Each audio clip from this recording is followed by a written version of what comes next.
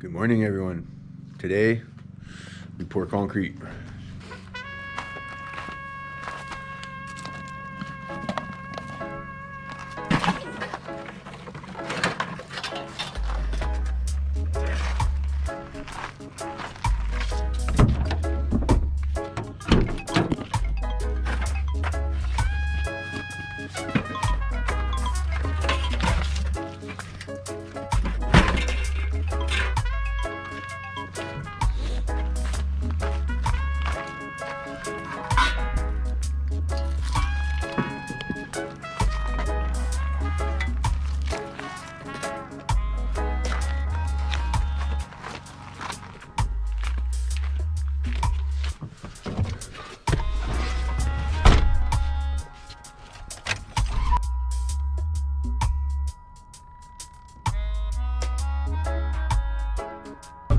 For west of E today, sunny, high about 81, winds out of the southwest at 6 miles per hour. Tonight, mostly clear, overnight low around 68. For east of E, mostly sunny with a few showers, high today about 79. Winds will be from the northeast at 5 miles per hour. Tonight, mostly cloudy with a few showers, overnight low around 66.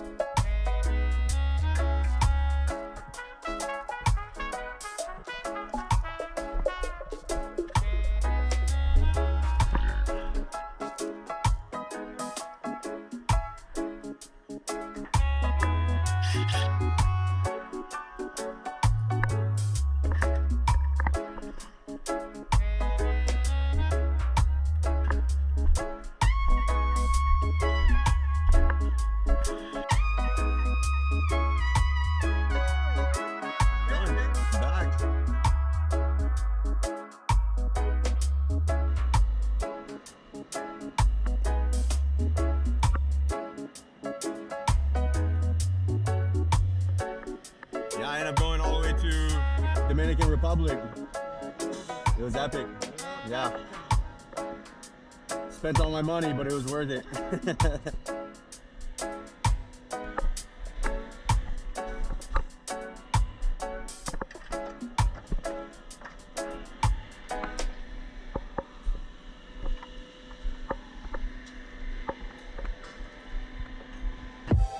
Trying to do things the smart way.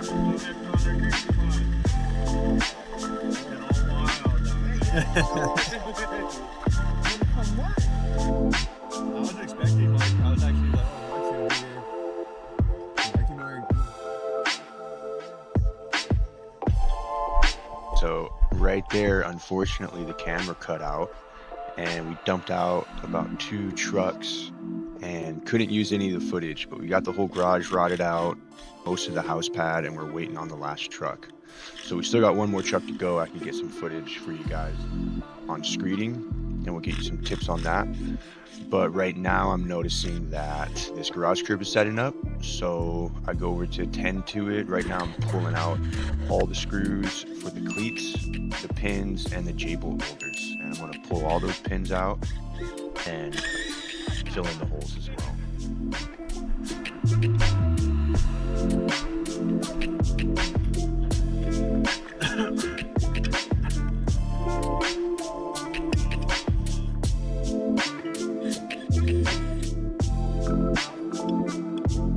So right here, I'm gonna start pulling these pins out, and I would definitely recommend, if you guys are doing this, to use a pipe wrench. Just the leverage it gives you makes it so much easier. Look how easy these pins are coming out of the ground here. A mistake I see people make a lot is just grabbing pins and pulling on them, like you're trying to pull Excalibur out of the ground. It's not Excalibur. You will not be granted kingship. Just use a pipe wrench and save your back, because you will hurt yourself trying to yank on these things.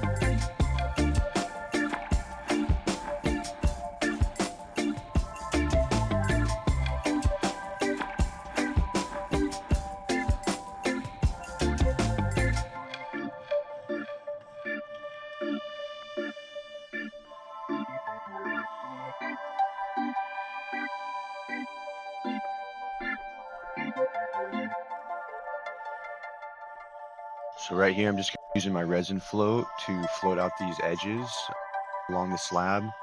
And this is where the carpenters are going to come put their walls. So we want this to be really nice. And a lot of the times the whirlybird can't get up against the edges like that. So just try and make nice, get those J-bolts nice and straight. Because if those J-bolts are crooked, some carpenter's going to come by and blow his gasket.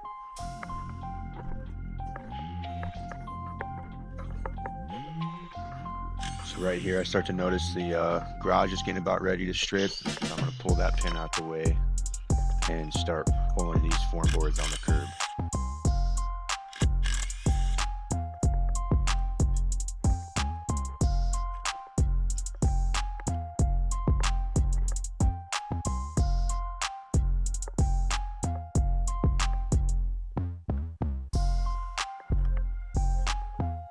So as you're pulling these form boards off, it's important to be careful, take it slow, and don't do it too soon, because if it's too soon, your concrete's going to sag and it's going to affect your heights, and that's no good. So a technique there I'm using, I kind of just slam the corner edge of my claw hammer into the wood, and that gives me a good grip, and I can just start kind of jiggling that board slow and steady. Give it some taps, get a bite on it with the claw, and give it some light jiggles. And as I'm doing that, I'm looking down the edge, and anywhere that could catch and break off, I'm just paying attention for. You'll see Sean earlier coated this with some foam release, so it's coming off real easy.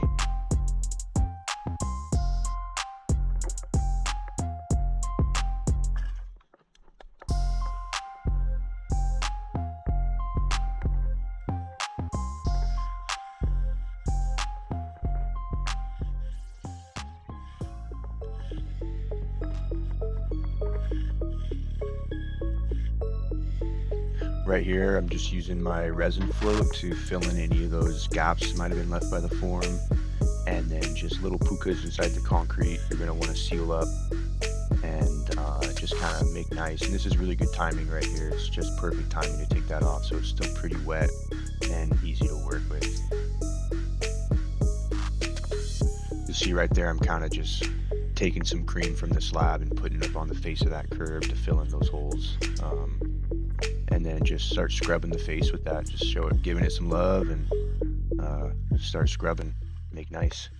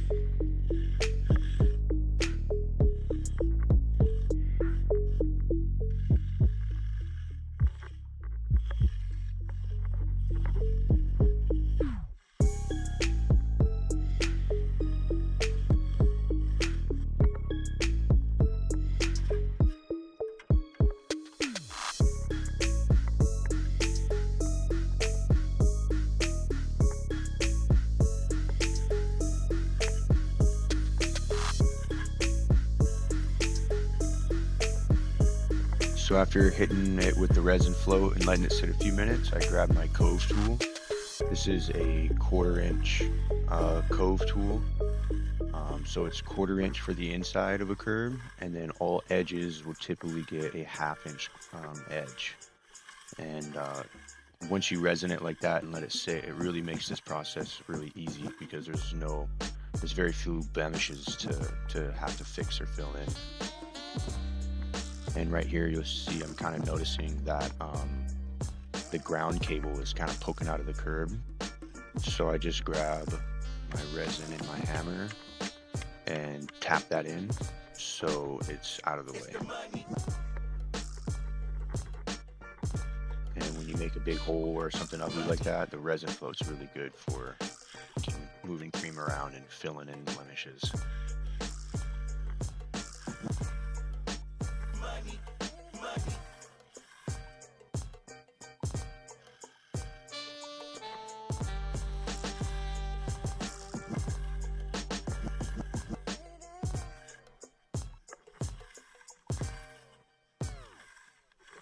So I'm getting this sealed up pretty nicely. And then I also like to turn that vertical and get that vertical 90 looking good as well. So it's important you'll notice we pay a lot of attention to these curbs because these curbs are going to be part of the reveal. You know, when the house is done, you're going to be looking at these, you know, versus, you know, the slab is probably going to get flooring or carpet or something. And so anything that you're going to see as a finished product, we pay a lot of attention to and try and make it nice.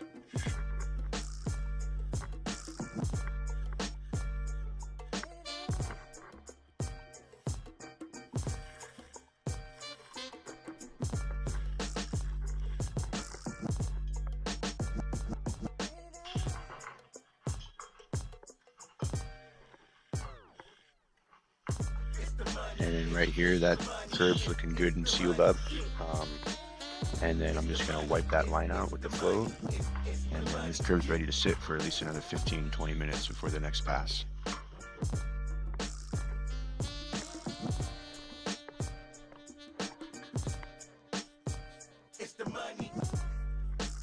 And remember, kids, it's always easier to keep your tools clean when they're kept clean. So clean your hand floats, clean your trowels as often as you can.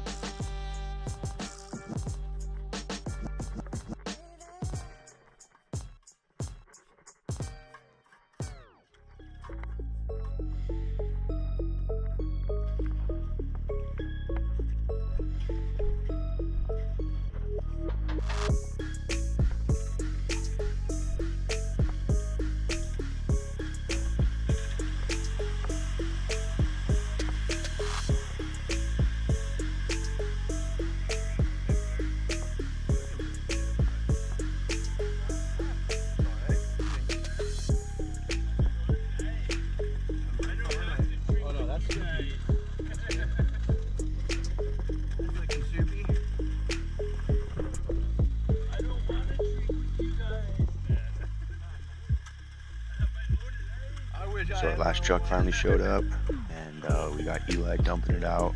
And you notice he's laying it out pretty good there. He's been doing this a long time, and so as a raker, I kind of just try and tend to it. Any little gaps or something, I try and fill in, and we're just trying to lay this mud out as flat as we can before we rot it off. And you'll notice we're pulling up the wire as well. We just use our rakes and pull that wire up off the ground. Fuck, I was thinking about it, like I was in Florida after the Bahamas and thinking about trying bartending or something, but fucking everybody's so drunk and annoying, like I couldn't do it, like.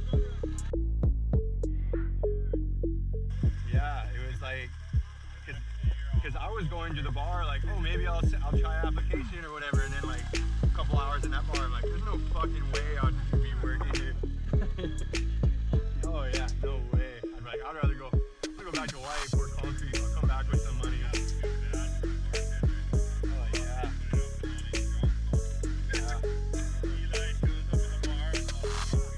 Yeah, we're all like trying to hit on the wild, huh? That girl's like, oh, time to pay up. We're all wasted. He puts out $200 if he thinks that's not even close. It's not even close. You know what I mean?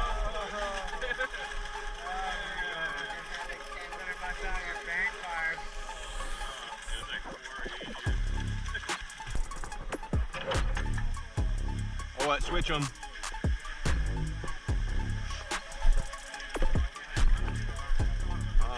It's just gonna be. This might be a bit much over here.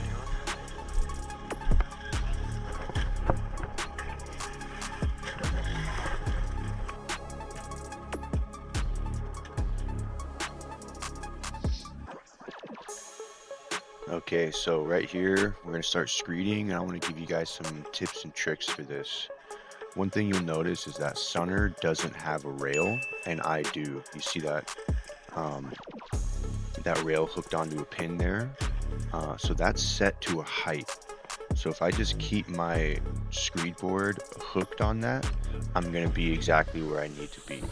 And you'll notice Sunner doesn't have that. So he's using wet concrete that we already screeded off as a height. And so that takes quite a bit of experience to pull off. So as I'm screeding along, I'm letting Sunner what we call lead. He's controlling the motion, right? So that little wrist motion, I'm waiting for him to do it, right? I'm just following him. So whoever's on the wet side of the screeding process gets to control the stroke, because the margin for error is much higher on their end. It's really easy for him to not go down far enough and make a big hump, or go down too far and then make a dip. So we're kind of catering the motion to the person who has the wet side.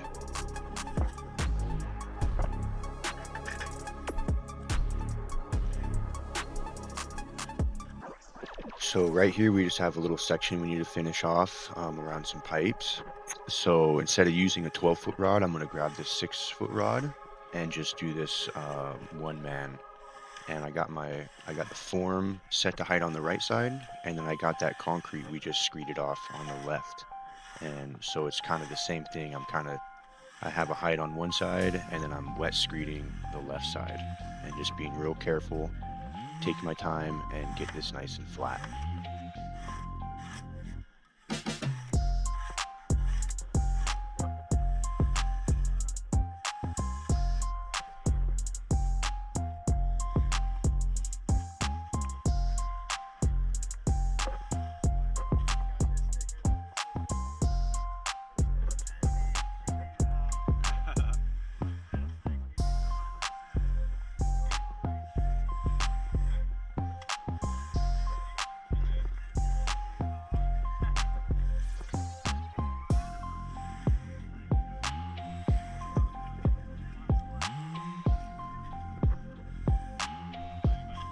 Right here, me and Sunner pulled out the 12-foot rod again just to finish up this bay and make sure we have sufficient overlap when we start that next bay.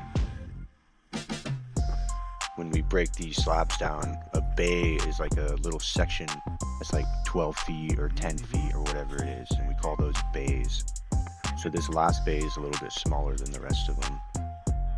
And then I'll be screeding with Sonner, but this time I'm on the wet side. So that's a 10-foot bay, and we're using a 12-foot rod. So I have 2 feet overhanging into the bay we just did before, and that's all been bull floated off and is set to height. So here, so now Sonner's following me. I'm in control of the stroke. So that little wrist motion I'm doing is just to let Sonner know that I've finished the end. I've reached the end of my stroke. I'm at my feet already. And then I just use my foot there to kick some mud into the holes that my feet make and just slowly work my way backwards. And notice the lines on the right side of the skateboard. I'm barely touching that concrete. I got my rod tilted back. I'm using the back edge of the screed always, never the front edge.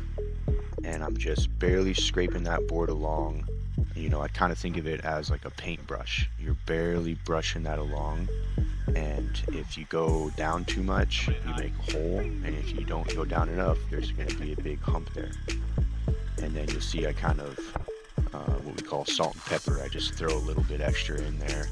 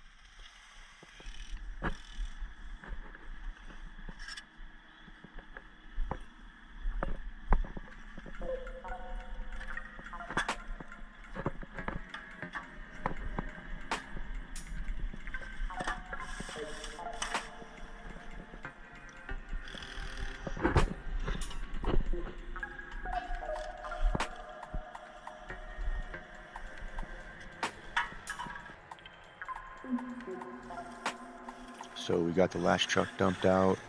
Sonner's working on the back lanai, Sean's working on the front lanai, and this garage step down's ready for another pass. So I grabbed my cove tool, my 2 trowels, and just start working it. Here I'm just hitting it with that 1/4 inch cove tool and wiping out the line it makes. And this time I forgot my my bigger topside cove tool, my 1/2 inch round. So I'm just using my edger, and that works pretty good too. But luckily John had a top tool I could use to get this curve going.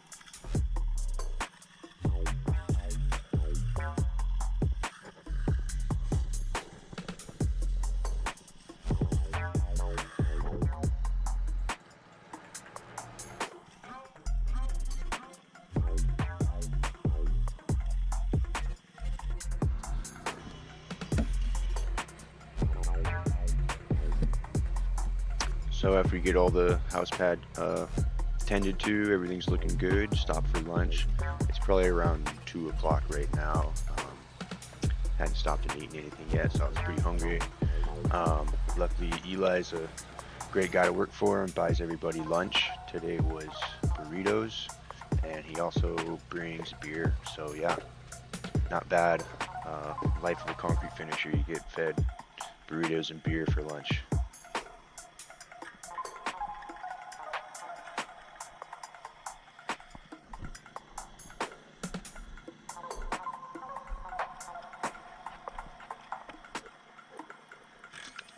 So here I'm just going to start pulling these pins out.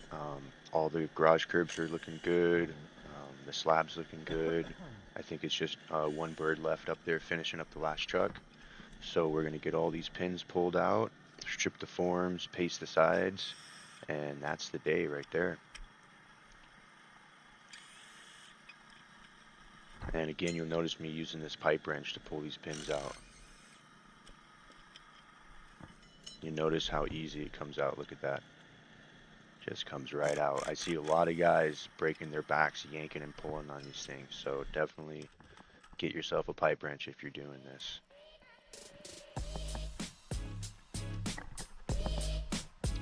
And here I remember to turn the camera on to get a little bit of pasting the sides. We use play sand and cement and just mix it up and apply it with a shovel.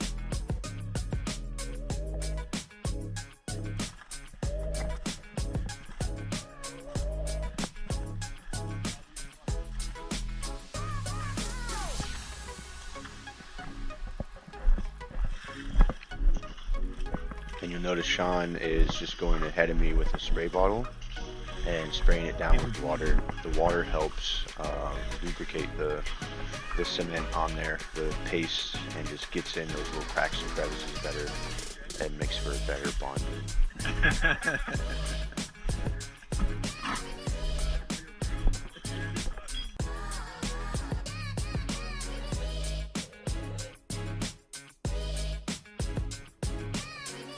And there it is, the finished product. That's the garage.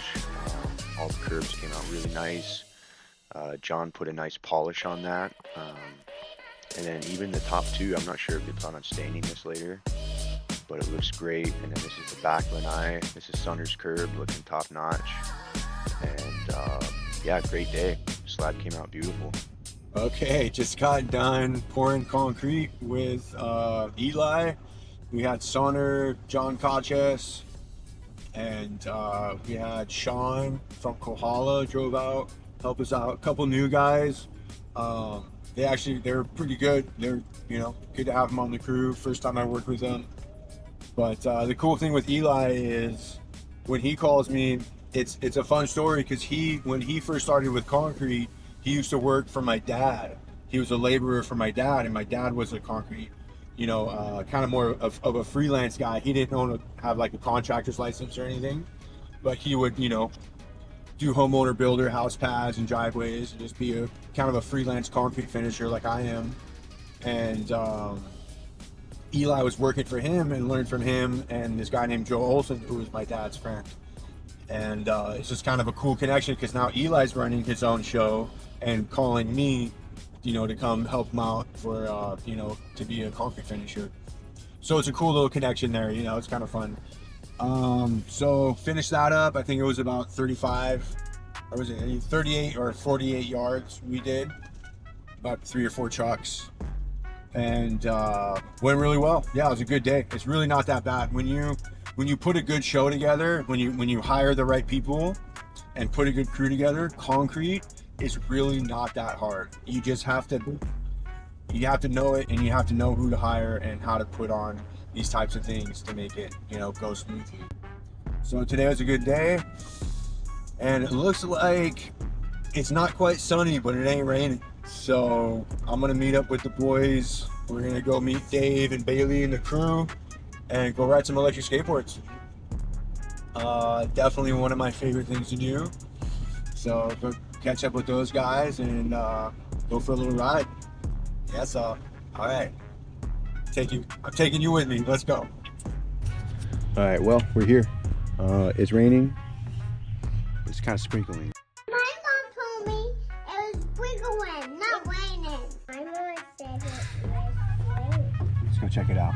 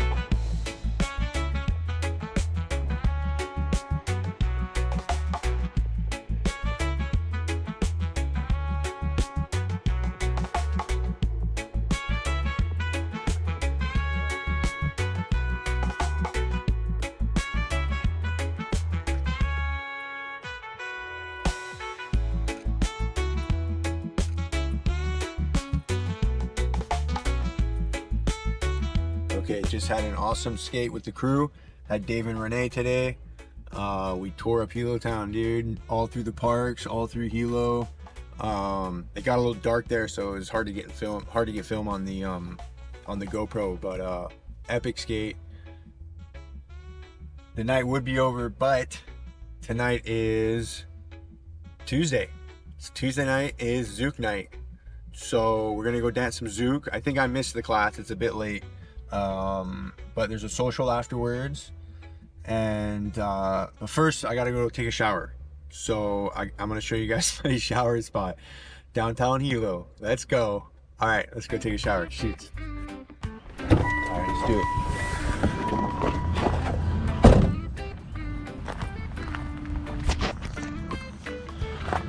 Alright, there's a lot of things in this world that I don't know. But one thing I do know is that nobody wants to nobody wants to show up to zouk class smelling like I do right now. Shower time.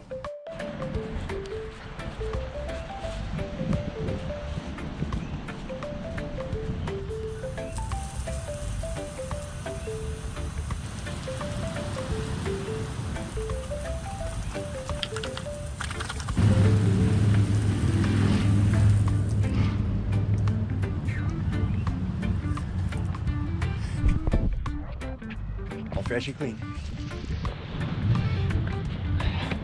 Come on. Get out of here. We're gonna be fucking late. Alright, all fresh and clean.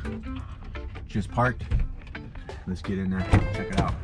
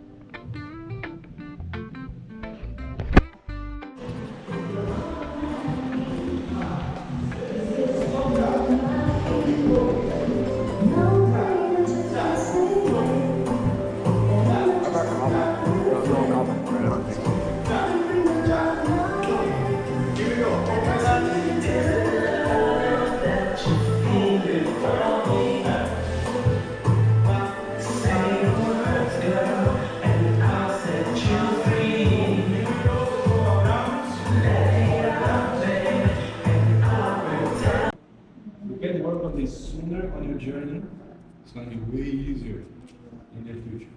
Okay? We are leaving to work on these too late. We are teaching these individual pieces, so people, especially leaders, were able to do the individual pieces, but we ask them to piece things together. These people, 6 years of dancing, they can toalha, they can do all these one-legged spins. I asked them to do, can you do a bonus after a simple turn? You know.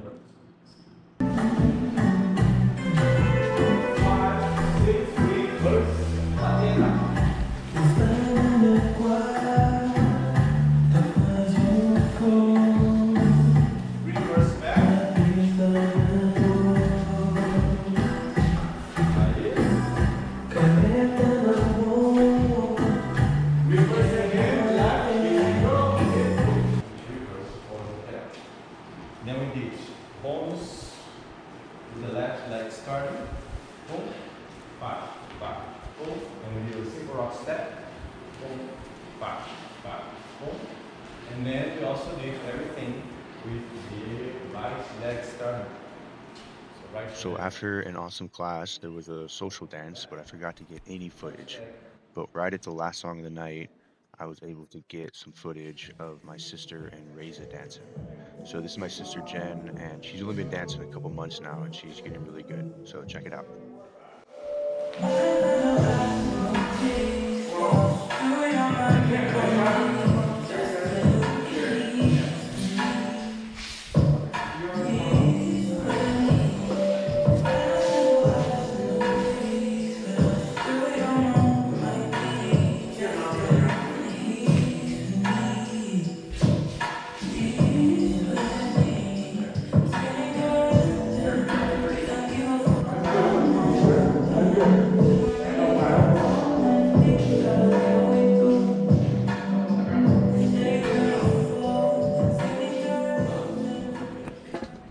Okay, that's it. That's the end of the video. We did it, man. We woke up early, we poured concrete, went skating with the homies, went to zouk class, danced a bunch of zouk, and I just got back from the tavern, went down there, listened to some music. They had the Connie Capilla uncles jamming out.